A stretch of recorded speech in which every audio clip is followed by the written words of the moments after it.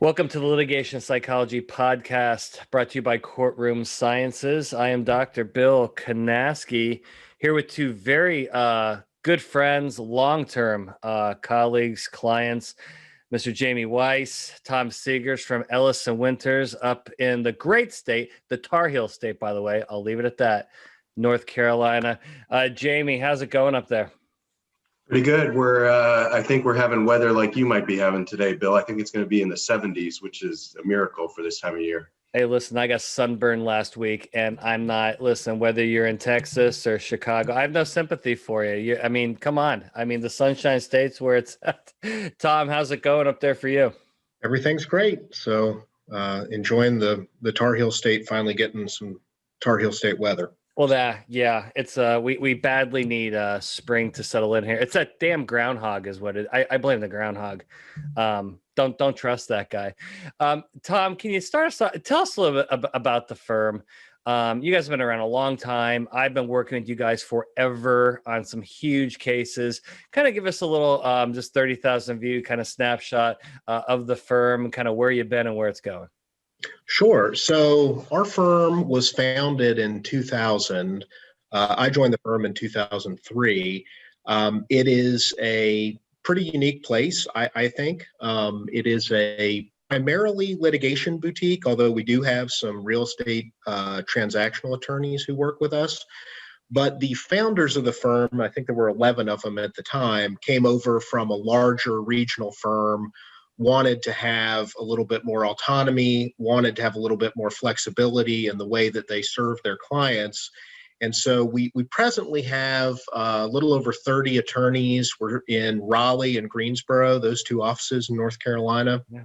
And the thing I love about it is we continue to do the type of sophisticated litigation that we enjoy doing that, you usually get at a big regional firm, but we can do it at a smaller boutique with, that's a little more intimate, a little more autonomous. So that's us. I think that's cool. Jamie, what do you think are the advantages of having the smaller, maybe under 50 attorney type of law firm versus some of these monster firms that have 17 offices across the country? Yeah, well, Bill, I think you may remember, but I started my career at a firm like that, and I think when I left, they had 1,100 lawyers worldwide. Wow. I don't know, 20 or 30 offices, and wow. Coming to Ellis and Winters was just a sea change in a number of ways, but the caliber of the lawyering didn't change. Which was the part that I think was the most important, coming to work with people like Tom and the rest of our colleagues. You've still got really smart, really good lawyers, and you've got the ability to handle, the same kinds of cases, even on a smaller platform, just because you've got people with those capabilities. And so I really enjoyed that, and I enjoyed the freedom to practice in a lot of different areas instead of getting sort of pigeonholed into, a very small niche area. I like variety, and I've certainly had that since I got to Ellis and Winters. Well, that's excellent. And again, I've been working with you guys for a long time, and we worked on many different types of cases, usually pretty large exposure cases. Tom, can you talk? What I want to start off with today is how do you, when you get these massive cases, and let's just call them, we always talk about nuclear verdicts. What's the definition? I don't have the answers to all those questions, but I do know when you have a case that's, let's say, over $100 million in exposure, and it, and maybe you have a couple co-defendants involved, and it's going to be massive. Can you talk a little about how do you approach those cases, particularly early on, to position yourself in the right way? Because I'm not a lawyer, but I would imagine that where things go wrong in those cases, probably bad things happen early and then they carry on later down the timeline, correct? Yeah, I think that's exactly right. So there is a lot of sort of lawyer work on the front end with interviewing your client. These cases tend to be very document intensive. There are tons of documents. Reviewing these documents, trying to put yourselves in the shoes of your litigation adversary and say, okay, if I had all these documents and I had this story, what points would I try to tease out in deposition testimony and through written discovery? Yeah. And so that's sort of fun because you put yourself in the shoes of your litigation adversary and you try to make a plan and you try to identify, okay, these are the strong themes for our defense. These are the points that I think a very good plaintiff's attorney is going to try to make hay with, either fairly or unfairly. And you try to identify those things and hear the stories from your own witnesses for the first time before your oath and a deposition. And your batting average improves as the case goes on. I mean, at first, you're not going to identify every one of those potential issues. Some of them are going to come out as the case goes on. But we've done this long enough that I think we're pretty good at catching most of those issues and predicting them. And then it's sort of a process of continuous improvement. You know, after the first couple of depositions happen and you see what lines of questioning are thrown at your witnesses, you can better prepare the next folks. Yeah, Jamie, we've done countless witness preparation sessions together. Can you maybe talk about the importance of I think the witness preparation importance is pretty obvious, but more about the importance of those initial discussions that you're having with witnesses, which is more of a interview / assessment, gaining trust, kind of bonding with these witnesses, and how important that is early on to what you're going to do going forward. Yeah, I think it's critical, Bill. And as you know, you sit down with witnesses and they run the gamut. You know, some of them, you talk to them the first time and you know that this person's going to be a solid witness. Yeah. And some people, for whatever reason, you think this person's going to need a lot of work. And so I think it's important for two reasons. One is, you talk to people early on and you've got enough time to put in that work in advance of a deposition that might not happen for, several years. Yeah. In some of these big cases. But at the same time, like you say, you're building that rapport and camaraderie with the witness. You may, meet with them. I know we've had some people, probably we met with a dozen times. Oh yeah. Between the first interview and the deposition. And so, building that rapport with them and, continuing to work with them over a longer period of time is important. And I just want to say, it still astonishes me. Sometimes I go into a deposition and, it could be a co-defendant, somebody who's got the same, risk that we have on the line. Yeah. And the plaintiff asks them, what'd you do to prepare? And they said, I met with my lawyer yesterday for a couple hours. Insane. It's 2021. Come on. That's unbelievable, isn't it? It's almost malpractice. I think it's almost legal malpractice at this point, knowing what we know on the importance of witness preparation. Gee, that's crazy. Jamie, on the same note, how do you deal, and again, another kind of theme that's come up in the cases we worked on together. So along with those kind of introductory meetings, and then as you ease in the witness preparation, how do you deal with the smoking gun bad documents? Typically, it's usually a correspondence, like an email, something that you read and you're just like, oh God, this looks so bad. How do you initially handle those with witnesses? Because it's going to come up. Yeah. I mean, it's the same thing I'll say. I mean, I don't know who said this first, but I think the secret to good lawyering, or at least one of the primary secrets, is preparation. Yeah. And, you've just got to practice and go over this stuff over and over again with your witnesses so that they're comfortable with it, because oftentimes they're embarrassed. They're embarrassed they sent that email. They wish they could take it back. Yep. and they've got to answer for it. And so, going through the practice and preparation on a repeated basis, I think gets them more comfortable with it. And, I think they just need to understand everybody makes mistakes. We're all human. Yeah. And, you've just got to own up to it and, take responsibility for it. And, it is what it is. Yeah. Tom, one more question about witnesses.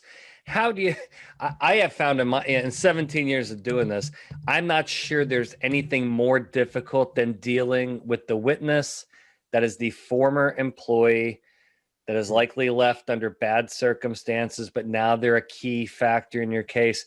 How do you tend to approach that mess? Because that can get very, very ugly.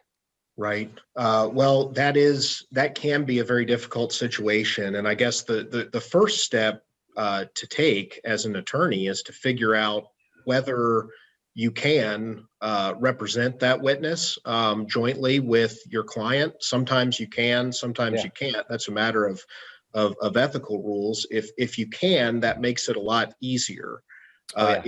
If you can't, I will often advise my clients to offer to represent this witness, to offer to pay for a different attorney to represent this witness, because I want a very good attorney who will tell that witness, here's what's going on.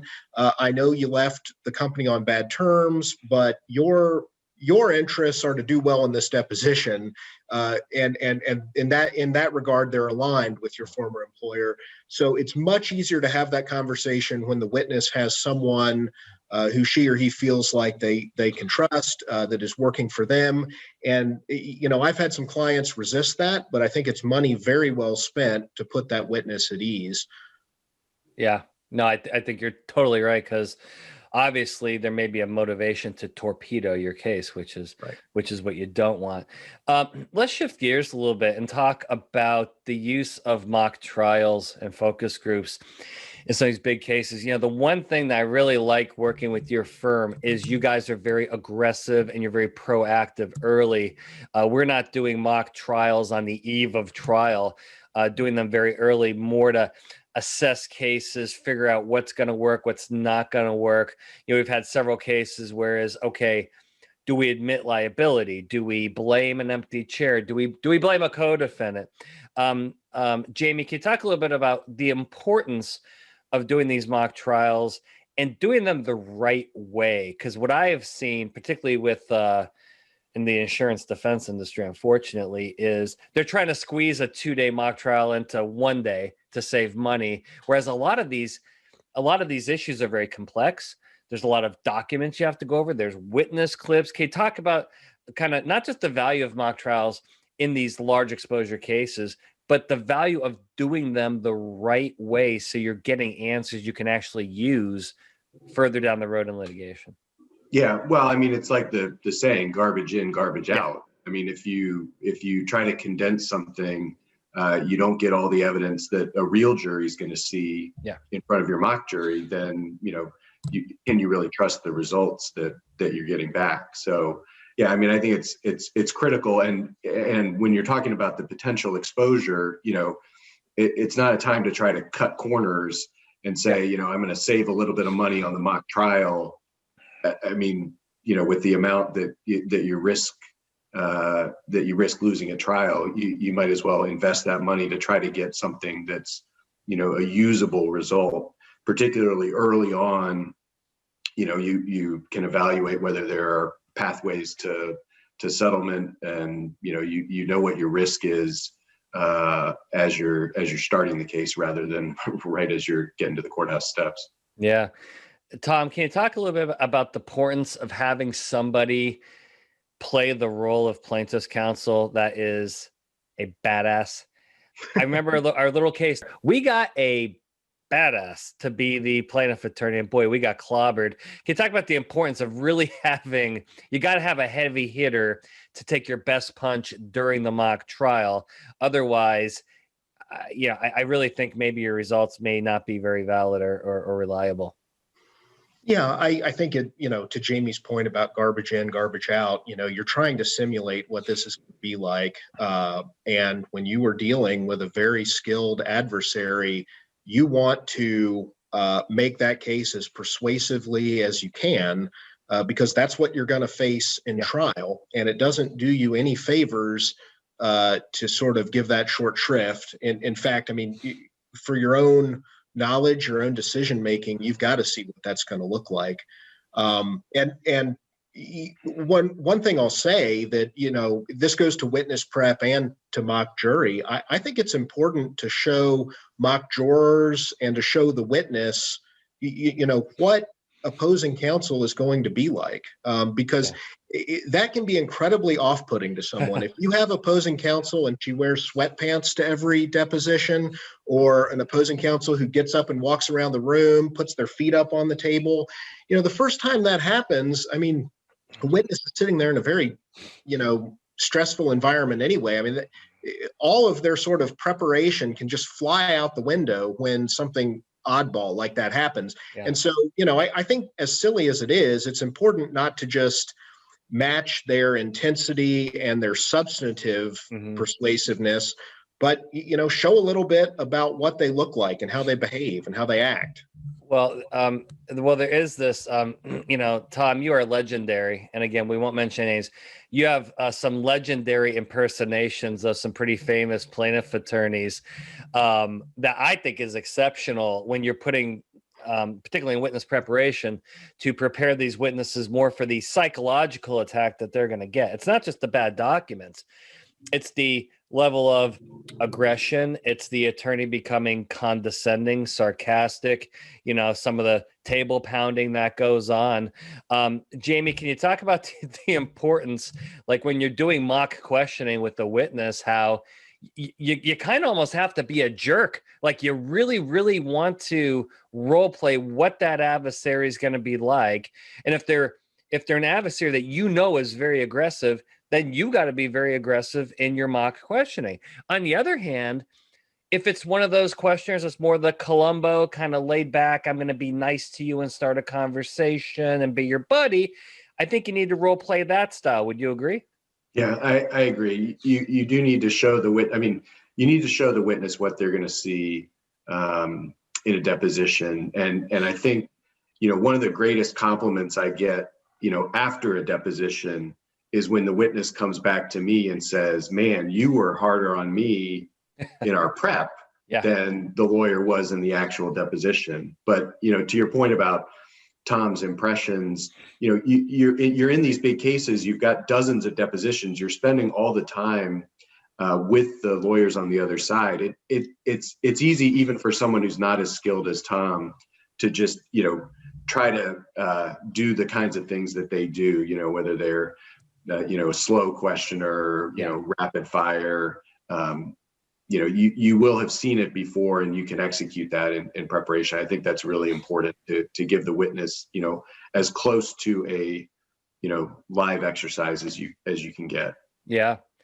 So as we push forward here into the spring, approaching summer, and maybe the answer is no just yet because we don't know much yet, but have you guys have any partners meetings where you're talking about maybe, how you're going to change your jury selection style, maybe different voir dire approaches you're going to use there's three things that we are actually studying at Courtroom Sciences and trying to lead the way on this. Because here's what you have post-COVID, obviously, right? You've got a lot of civil unrest in the last year, and you've got post-election. And none of these three things are really settled, nor are going to be, I think, in the very near future. And I think it's affected you have to understand, 9/11 affected everybody, but it kind of didn't at the same time. It affected a certain geographical area, affect everybody across the country at the same time. This is something that's affected everybody. Have you guys had those discussions kind of internally about, hey, when we get back in the courtrooms, we're going to have to probably change the way we question these jurors? Well, we've had discussions, but not a lot of answers. And I think what's scary about it, you're absolutely right, Bill. Some huge changes have happened in our world within the last year, but people are experiencing those in their own homes, and the sort of regular social communication that happens where people exchange different ideas, different viewpoints on things, that's not happening. And so the same way, even before the pandemic, before George Floyd, but before the election, people were in their own echo chambers. I select the news that I want to read and I get. That's been it's been intensified now by the fact that people are literally in their own homes with their own families and not communicating with others. So I think it's doubly dangerous You just really cannot assume how people are going to react to things. It's funny. I've worked on cases with lawyers from places like California. They'll come here, hear a witness say something, and they'll say, "Oh, the jury's just going to hate that." And you say, "Well, not here in North Carolina. More people think like that than you think." So it's hard to predict. Yeah, I was thinking the same thing because, for example, you take a state like Florida. And again, I'm not going to I'm just saying Florida's pretty much wide open. Mm-hmm. My family and I go out to dinner three times a week to support the local businesses, and you wear your mask. And then I traveled to St. Louis. I traveled to Chicago. It was a ghost town. I mean, downtown Chicago was a ghost town. L.A. ghost town. The people in these two very different types of areas you would think would respond to things different, and not just the jurors but the attorneys as well. Jamie, kind of same question to you. How are you approaching things as we probably see somewhat of a slow reopening here, and maybe how you're going to approach jury selection, the types of things you may have to look for? And again, I'm not sure if there's any answers just yet. Yeah, I don't think there are any answers just yet. I mean, you guys have talked about the politics and that part of it, but I think just as important is the pandemic and the way that people have been locked up, in some places for a year. And, you can't even, yes, it's different in Chicago versus Orlando, but it's different from one side of, Wake County where we live to the other side. And so you're going to have a jury pool that, has a mix of, people that, basically got their groceries delivered and never left their house for a year, and people that, were back out going to bars and restaurants as soon as they could. So, Tom and I had a bench trial last summer, and I just remember seeing the courtroom because some of the courts are still having jury trials in criminal cases, and they had the jury box all spaced out,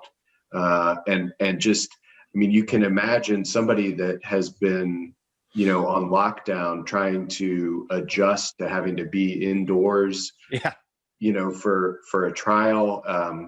I just think there's going to be a lot of difficulty sort of sussing some of that out, but that's what voir dire is for, I suppose.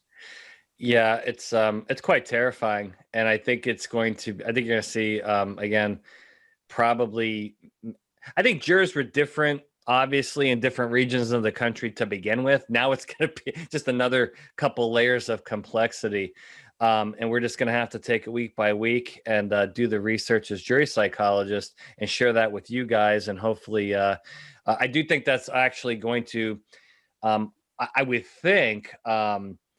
Increase the need and desire for mock trials and focus groups to relearn how jurors make decisions. I think what you knew in 2019, I wouldn't rely on that to pick your jury today. I think that would be suicidal. I think we're going to have to do ask some much different questions in voir dire. I've already got a script. I'm just letting you know I'm making some new ones based on what I'm seeing.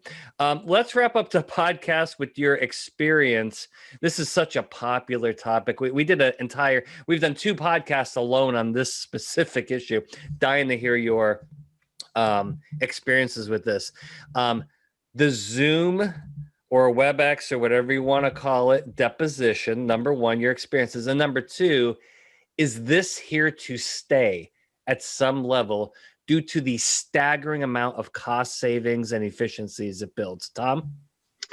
So I'll take your questions out of order. I think it is here to stay. I think the cost efficiencies are just too great, and people are realizing that they can save a lot of money, and that's a good thing. But in terms of the effect that it has on questioning witnesses, and I think you and I disagree on this, Bill, because I sent you an email about this. I think witnesses are more agreeable by Zoom, more likely to agree with a question that's put to them. And I think it is this sort of inherent desire to help. And the fact that, you're communicating through this strange medium, There's a little bit of a time lag. There's Yeah. less understanding. Something about it appeals to the witness's desire to help the questioner understand, which, as you know, is not the point of the questioner's questioning. Common. But my sense is witnesses tend to be more suggestible, and as people who prepare witnesses, we need to remind them of that their job is to testify truthfully. Yeah. It is not to necessarily explain something to the questioner who has her or his own agenda. Yeah, and Tom, I don't think we disagree per se. I think that the prepared witness doesn't have to go down that road if they're prepared properly and trained properly. I think what I've seen I've done over 100, probably approaching 150 Zoom witness preparations, witness trainings. And I think the plaintiff attorney aggression and bite has been taken out of the equation by the technology, which is A, a good thing, but B, maybe what you're suggesting is it kind of makes the witness a little more comfortable when they should be really be very wary of their adversary. Jamie, what's been your experience with the Zoom deposition preparations? And again, same kind of part B is this here to stay in some circumstances at some level because of the efficiency and cost savings to clients? Yeah, I'll do it like Tom and take the second half first. I mean, it's undoubtedly here to stay. I mean, I had a case in California over the past year, and I'm sitting down for depositions in my office that start at 1 o'clock Eastern time, and that was a 3-day endeavor. In the past, flying to the West Coast, taking the deposition, not being able to fly home or having to take a red eye. So, just not just the cost savings, but the time. The travel time. Is, oh my gosh, is huge. So it's definitely going to be here for certain witnesses. Obviously, there's still going to be important witnesses that you're going to want to do in person, that you're going to want to have the ability to size up in person. But I think it is here to stay. As far as the experiences go, I tend to agree with Tom. One of the things we talk about all the time with witnesses is stop volunteering. Yeah. God, just answer the question. And I think when you're on a Zoom, like Tom says, you're just sort of, you think, okay, I know a limited amount of information about the topic that I'm being asked about. I'll just spit it all out and then we'll, be done and move on. Because I do think witnesses and all of us, when we're in this environment where we're on the camera, a lot of people have a tendency, they want it over as quickly as possible. And I think that exacerbates the tendency to overshare and volunteer. Yeah, I agree. And if you're doing it in your living room, or even if you're in an office at work, and again, without those 8 people in the same room, it changes everything. So I think we're going to have to prepare witnesses different going forward. Awesome. Well, guys, we're out of time. Tom, Jamie, you guys are great friends. Thank you so much for being on the podcast. Obviously, if you need anything, reach out. And good luck as everything gets into the spring here, and be safe out there, okay? Thanks, Bill. Thanks, you too, Bill. Awesome. And to our audience, thank you so much for being part of the Litigation Psychology Podcast, brought to you by Courtroom Sciences. We'll see you next time.